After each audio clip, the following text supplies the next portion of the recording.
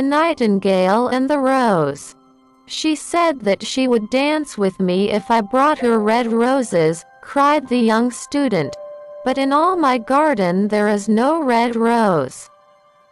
From her nest in the home oak tree the nightingale heard him, and she looked out through the leaves and wondered. No red rose in all my garden, he cried, and his beautiful eyes filled with tears. Ah, on what little things does happiness depend? I have read all that the wise men have written, and all the secrets of philosophy are mine. Yet for want of a red rose is my life made wretched. Here at last is a true lover, said the nightingale. Night after night have I sung of him, though I knew him not. Night after night have I told his story to the stars, and now I see him. His hair is dark as the hyacinth blossom, and his lips are red as the rose of his desire. But passion has made his face like pale ivory, and sorrow has set her seal upon his brow. The prince gives a ball tomorrow night, murmured the young student, and my love will be of the company. If I bring her a red rose she will dance with me till dawn. If I bring her a red rose, I shall hold her in my arms, and she will lean her head upon my shoulder, and her hand will be clasped in mine. But there is no red rose in my garden, so I shall sit lonely, and she will pass me by. She will have no heed of me, and my heart will break. Here indeed is the true lover, said the nightingale. What I sing of, he suffers. What is joy to me, to him is pain. Surely love is a wonderful thing. It is more precious than emeralds, and dearer than fine opals. Pearls and pomegranates cannot buy it, nor is it set forth in the marketplace. It may not be purchased of the merchants, nor can it be weighed out in the balance for gold. The musicians will sit in their gallery, said the young student, and play upon their stringed instruments, and my love will dance to the sound of the harp and the violin. She will dance so lightly that her feet will not touch the floor, and the courtiers in their gay dresses will throng round her. But with me she will not dance, for I have no red rose to give her, and he flung himself down on the grass, and buried his face in his hands, and wept. Why is he weeping? Asked a little green lizard, as he ran past him with his tail in the air. Why, indeed, said a butterfly, who was fluttering about after a sunbeam. Why, indeed, whispered a daisy to his neighbor, in a soft, low voice. He is weeping for a red rose, said the nightingale. For a red rose, they cried. How very ridiculous! And the little lizard, who was something of a cynic, laughed outright. But the nightingale understood the secret of the student's sorrow, and she sat silent in the oak tree, and thought about the mystery of love. Suddenly she spread her brown wings for flight, and soared into the air. She passed through the grove like a shadow, and like a shadow she sailed across the garden. In the center of the grass plot was standing a beautiful rose tree, and when she saw it she flew over to it, and lit upon a spray. Give me a red rose, she cried, and I will sing you my sweetest song.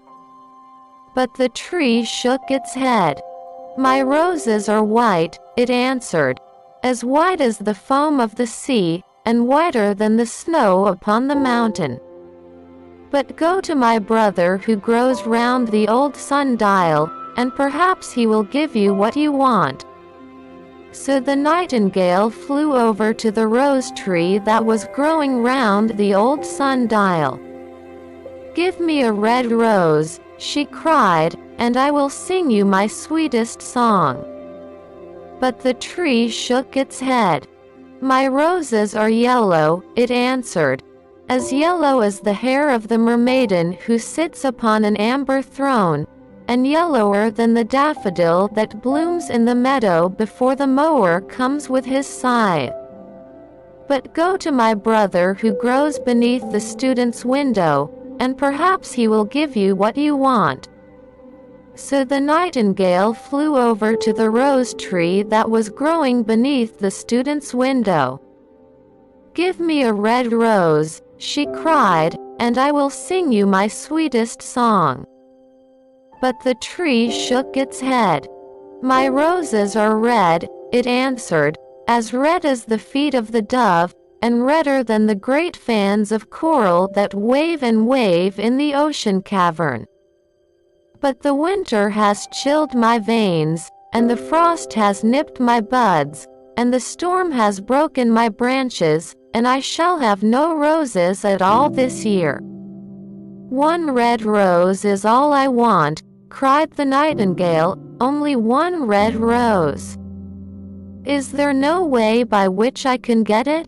"There is a way," answered the tree, "but it is so terrible that I dare not tell it to you."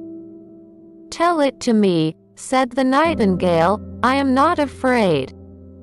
"If you want a red rose," said the tree, "you must build it out of music by moonlight, and stain it with your own heart's blood.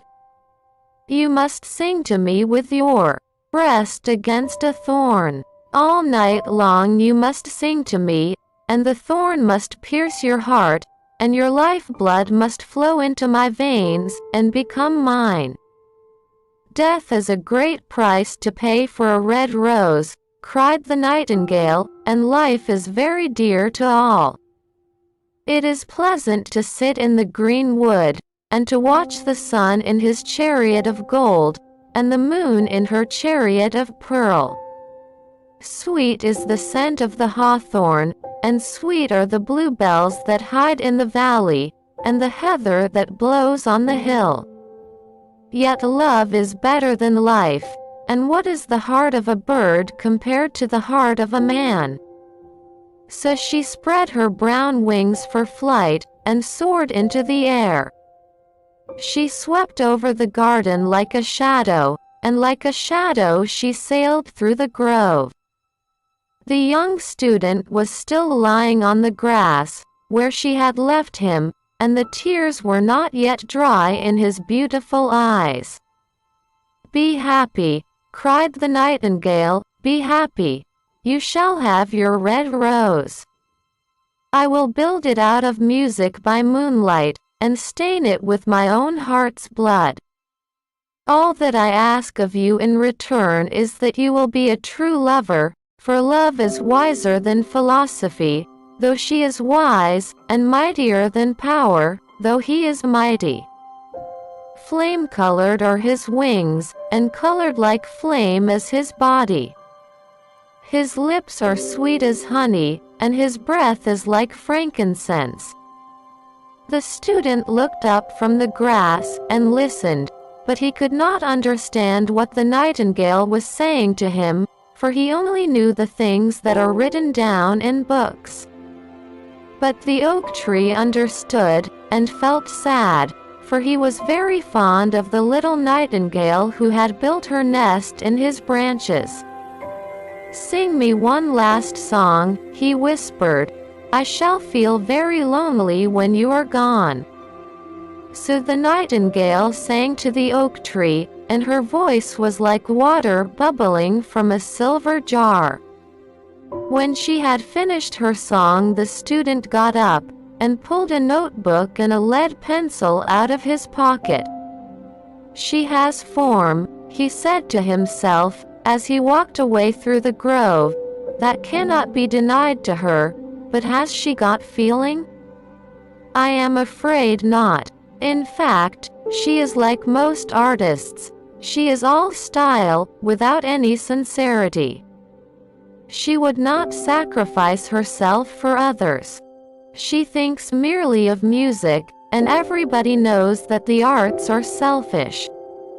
Still, it must be admitted that she has some beautiful notes in her voice.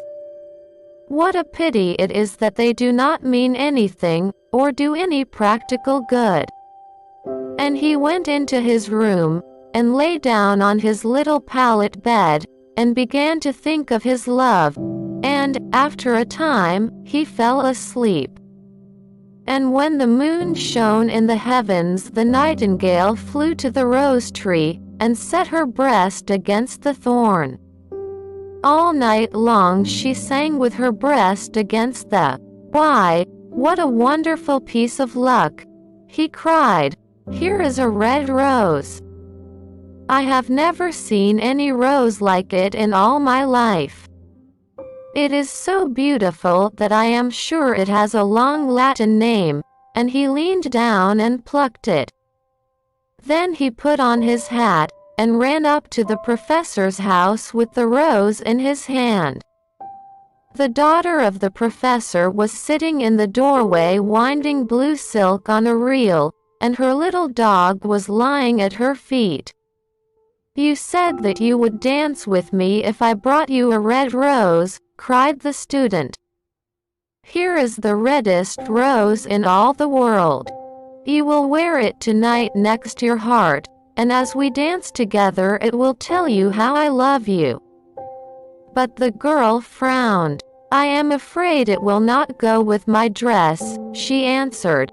"And, besides, the Chamberlain's nephew has sent me some real jewels, and everybody knows that jewels cost far more than flowers." "Well, upon my word, you are very ungrateful," said the student angrily, and he threw the rose into the street, where it fell into the gutter, and a cartwheel went over it. "Ungrateful," said the girl. "I tell you what, you are very rude. And, after all, who are you?" "Only a student."